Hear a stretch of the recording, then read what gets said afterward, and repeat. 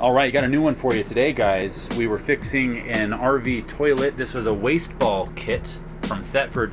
Thetford's one of the most common manufacturers of toilets and RVs, and it's good quality. It's a porcelain toilet. It's got a nice pedal flush.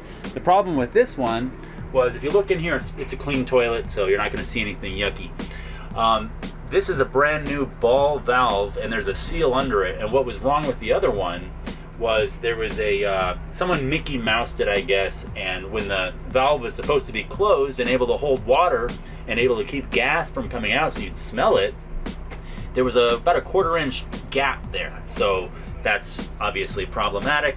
We took care of it today with the new Thetford kit, but that's something we do, and that's something that's pretty common. So keep an eye on your toilet seal. That's something that can usually go bad. Things you can do to prolong the life of your toilet seal is you put silicone on it, or a little Vaseline, or even cooking oil. Just keep the seal lubricated, because if it dries out, then it's more prone to cracking, and then that's going to lead to what?